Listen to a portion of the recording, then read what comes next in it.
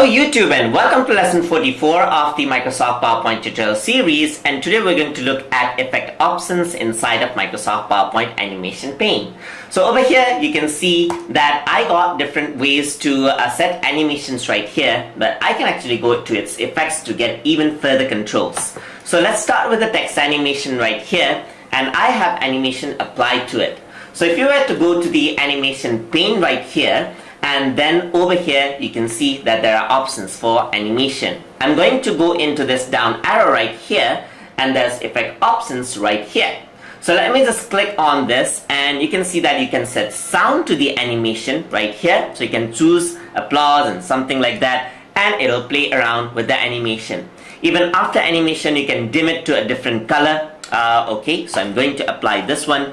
And animate text, it can be by word, by letter, or all at once. By default it is set to all at once, so I'm going to say by letter right here.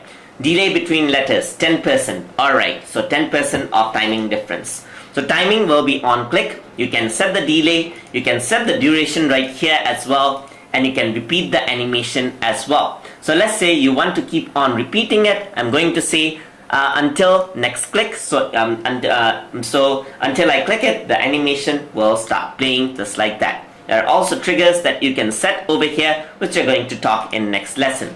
And text animation as one object and so forth. So you can see that I can set all of this. So I'm going to press OK, and you can see that now the animation actually plays.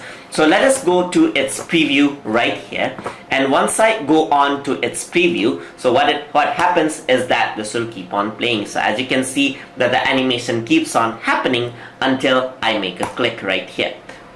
Once I make that click, you can see that the animation pauses and changes to the after color that as I selected before. So let me press escape, go over here, and let's see, we can do the same for this as well. So I can go into grow and turn just like this, as you can see.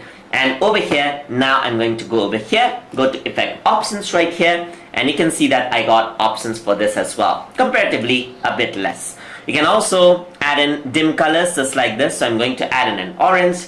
Go to timing, you can see that I can repeat the animation and so forth. So let's just simply press OK, and you can see that that is how it actually dims. So now if I were to preview this out just like this and then click on it, you can see that once I click, it actually dims out the main object just like that. So that is how effect options, animation effect options work inside of Microsoft PowerPoint. Hope you guys learned something as always, and as always, please like, comment, share, and subscribe.